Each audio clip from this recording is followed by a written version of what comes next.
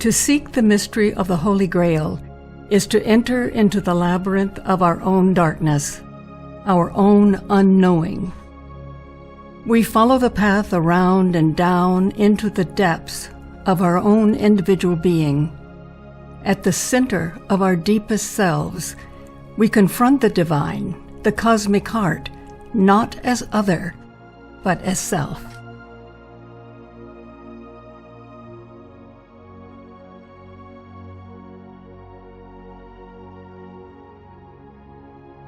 Here the knights experience the vision of the Holy Grail, the frequency of love. This is their call to heal the wasteland in King Arthur's Camelot. They must take the labyrinthine journey into their own darkness and travel the path down into the center of their deepest selves. At this center, they will discover the Holy Grail as they confront the divine, the cosmic heart, not as other, but as self. When we lose the vision of the Grail, we fall into a wasteland. And eventually, we are all stopped. This time it is a virus that has stopped us. While we do not yet know with certainty where this virus came from, we do know we are in danger from other viruses from many sources.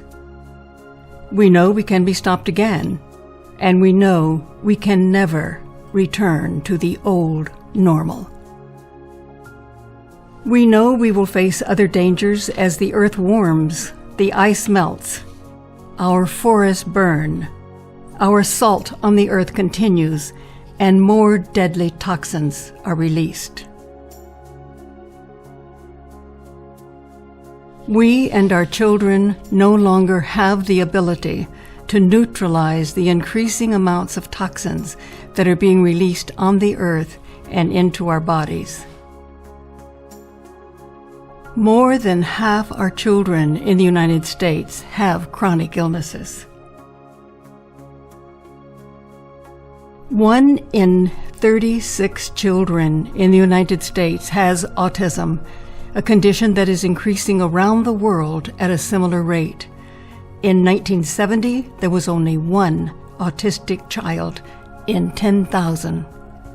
Now, autism is a global epidemic.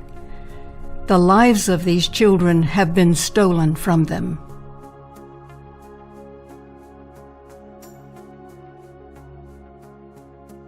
Childhood cancer has also increased, as well as neurodevelopmental conditions. Globally, children's immunity and IQ levels are lower. These are a few among the many problems which scientists around the world know are largely caused by several groups of toxins. Of course, there is a degree of genetic causes to illnesses, but such causes do not create epidemics. Since this information is available to those who are in a position to act, why don't they? The answer is clear. Western culture has lost its connection to the intelligence of the heart. It has lost the vision of the Grail. The Jesus of the Nag Hammadi text tell us, if we bring forth what is within us, it will save us. But if we do not bring forth what is within us, it will destroy us. And we can only bring forth our unique gifts to the world through the frequency of love, the wisdom of the heart.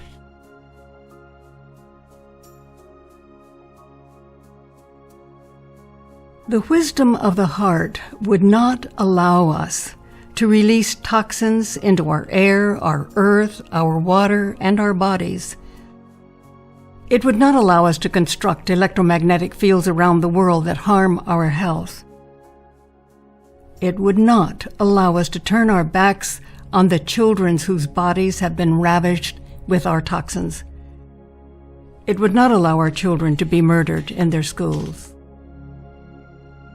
It would not allow us to marginalize and murder LGBTQ communities. It would not allow the continuation of the many forms of genocide against Native Americans. And it would not allow the systemic injustice, cruelty, and murder perpetrated against African Americans. Without the intelligence of the heart, we are destroying ourselves, our children, and our world. This is the pathology of our culture. This is our wasteland.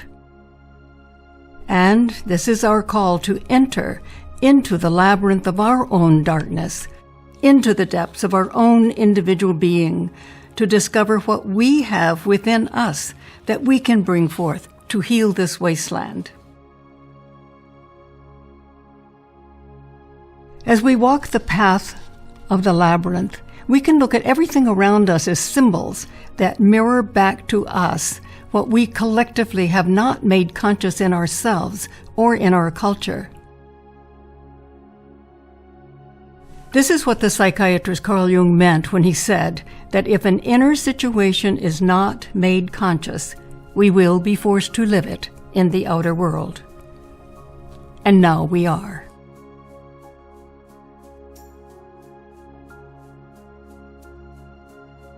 In the old normal, many people around the world were already experiencing in the outer world the effects of our dying earth, our unknowing, and our lack of compassion.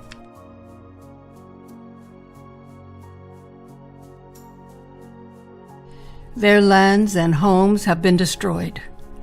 Their forests are burning, and their bodies are dying.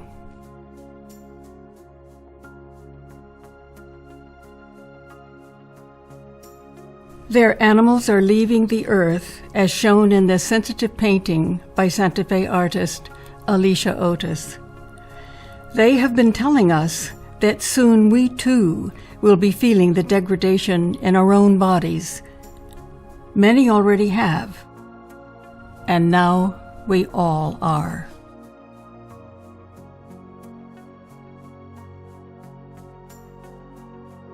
But this experience is full of potential. The Indian writer Arundhati Roy calls our present situation a portal. We can walk through this portal, she says, unconsciously carrying the decayed beliefs, greed, corrupt policies, dishonesty, and prejudices that are destroying our world.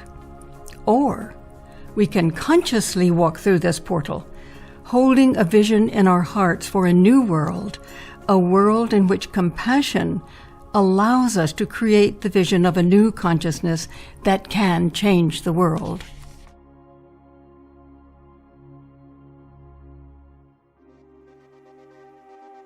We have collectively created the present. The present isn't something that just happens to us. It is what we have created. And we can create a very different future. This moment carries the potential of great discoveries within us.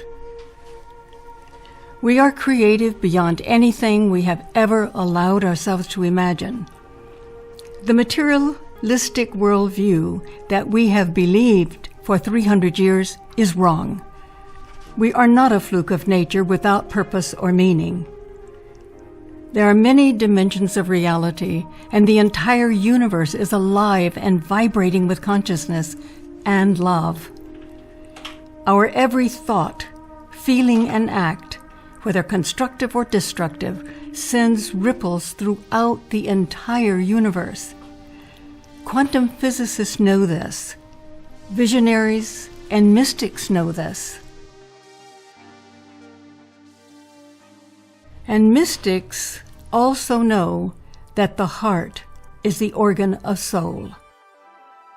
In the words of classical scholar Carl Karenyi, each of us is the nucleus of the universe.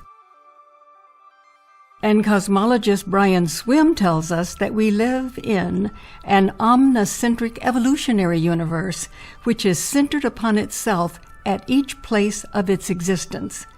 To be in existence is to be at the cosmic center.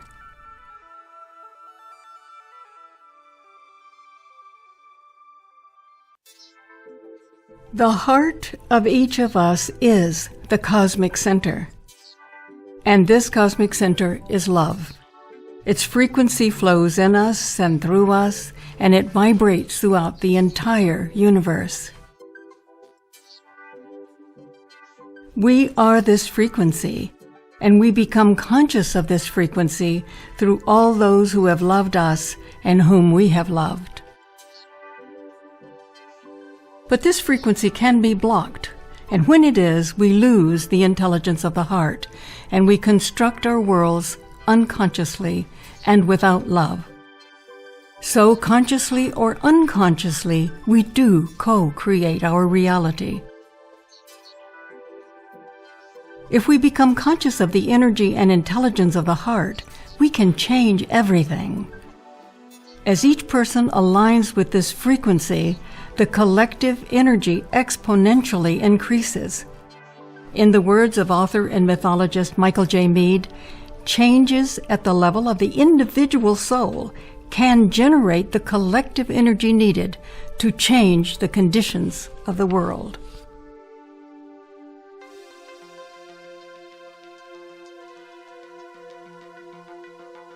The individual soul, through love, attracts the collective, and the world is changed. When we love, we become conscious of everything that does not nurture the world, and what does not nurture it destroys it. Simple indifference or failure to act allows destruction to take place.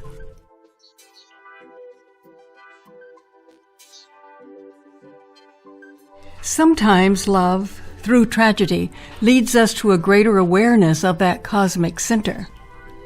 This was my experience. Each member of my family was killed in 3 separate automobile accidents in a period of 3 years. My mother, our only child Ph.D, and my husband Istvan. After Ph.D was killed, but 2 years before Istvan's death, Istvan and I had many visions with Ph.D.'s consciousness.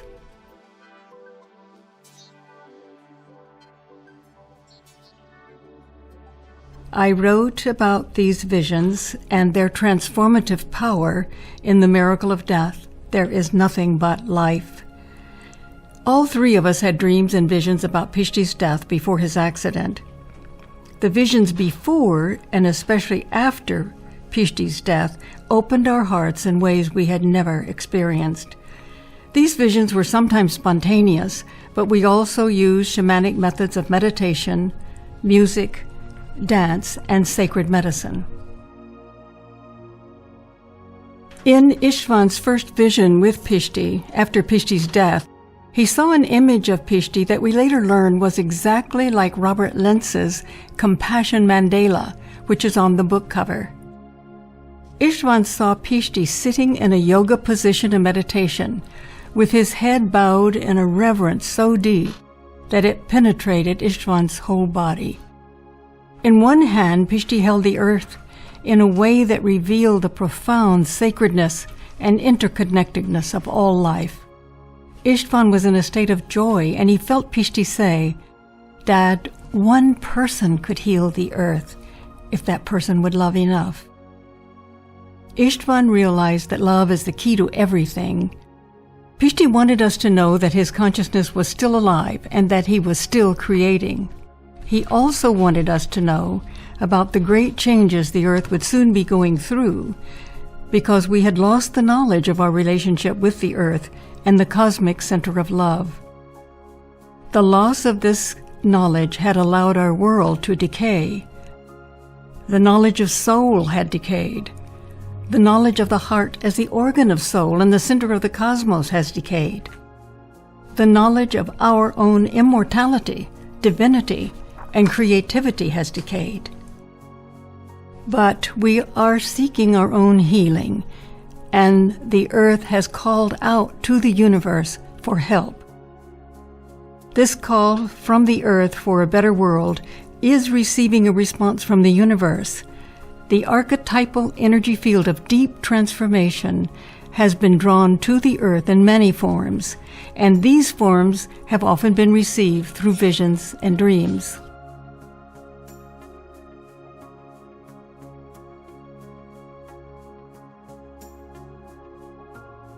One of the living symbols of that energy has appeared in the form of the Egyptian god Anubis, the jackal. This is a symbol, like the actual animal, of eating what has decayed and transforming it into new life and consciousness. He is black since he works in darkness, and he is gold since he leads us to the light. His vision is as acute in darkness as in light. In order for us to heal, we have to become conscious of the decayed ideas, beliefs, and behavior in ourselves and in our culture, and, like the jackal, allow them to be transformed into a higher frequency of consciousness that opens the heart and soul. The jackal is an archetypal shaman. He symbolizes a conscious energy field that emerges when we are ready to enter the labyrinth to work on our own darkness. This field functions within us and within the planet. When we awaken to the jackal energy within, we create and activate that energy in the outer world. The jackal is the guardian of the mysteries and the opener of the way to a higher consciousness of the heart. Here we see the jackal in gold and with the third eye awakened. He has gone through the dark journey of the labyrinth and emerged with the vision of the third eye that stabilizes him in the heart frequency of the cosmos. Here the Pharaoh is with the jackal, who has guided him through the labyrinthine darkness of his own becoming. The Pharaoh has consciously confronted his own and his culture's darkness. This confrontation has allowed a new and higher consciousness to arise.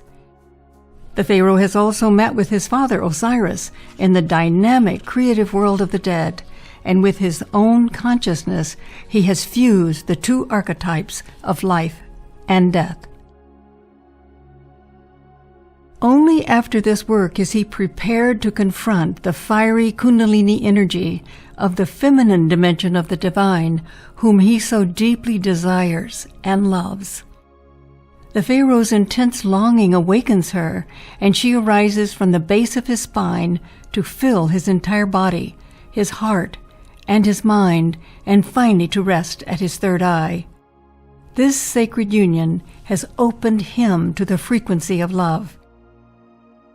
The Pharaoh is a symbol for a heart-centered culture. The Egyptians understood that without feeling there can be no justice, and without the integration of all that the feminine symbolizes, creation cannot continue to unfold.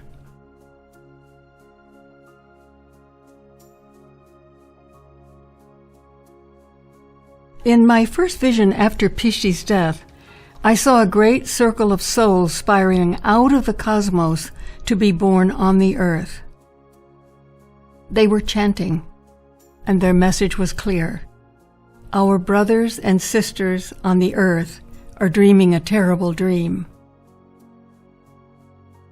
I knew the terrible dream was our loss of heart consciousness, which has allowed us to destroy ourselves and the earth.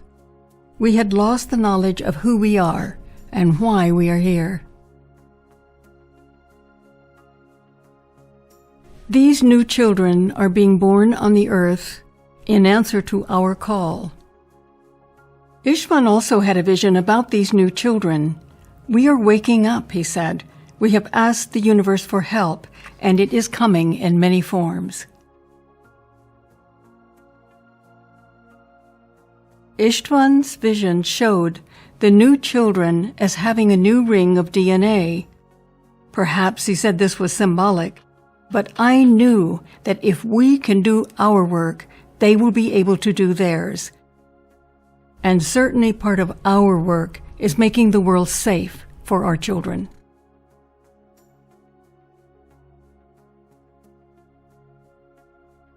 We are now living in a field of miraculous possibilities. The Jackal can work with the lowest energy and move it into higher frequencies. He walks with us through the entire process of transforming the decayed into light.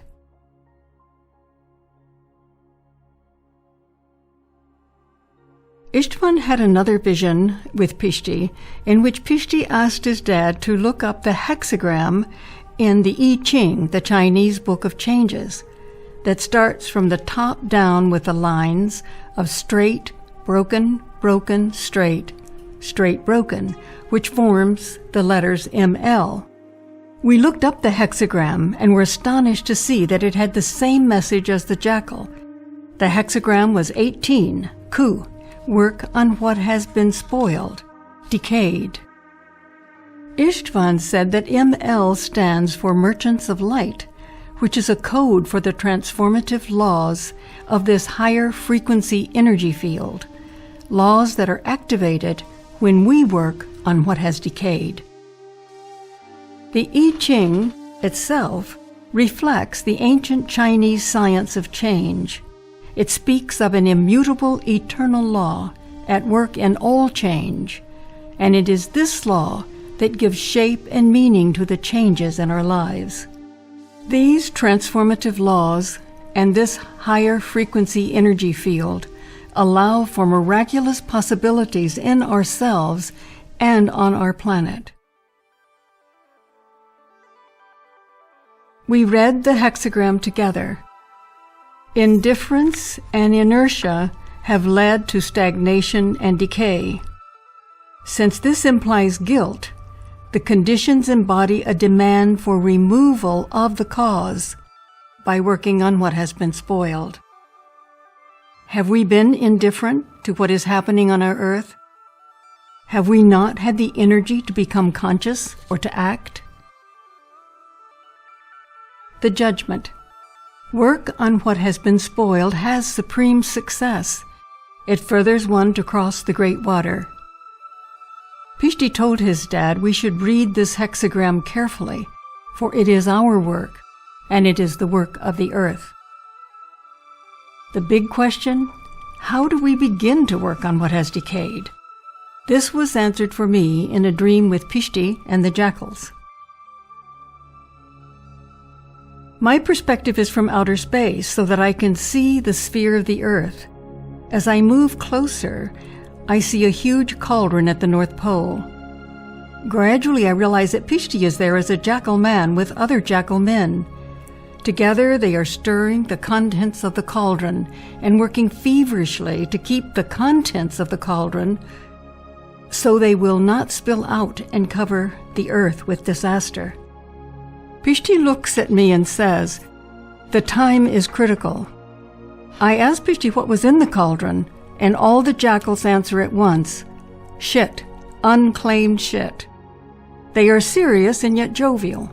I understand very well that the work of each of us is to claim our own shit from the cauldron. Had each of us acknowledged our own darkness on a daily basis, it would not have been forced into the collective cauldron that now threatens the life of the planet. We are being called to distill our own personal darkness into light. I feel the acute urgency of this work for myself and for our planet. But I also feel the powerful transformative potential for each of us if we can acknowledge our own darkness on a daily basis and begin the work of distilling it into light. As Jung has said, one does not become enlightened by imagining figures of light, but by making the darkness conscious. This work of the individual soul, again, in the words of Michael Meade, can generate the collective energy needed to change the condition of the world. The prediction from the I Ching is that if we do this work, we will have supreme success. It furthers us to cross the great water, that is, to embark on the journey in search of the Holy Grail of Love. This is the consciousness that is changing the world.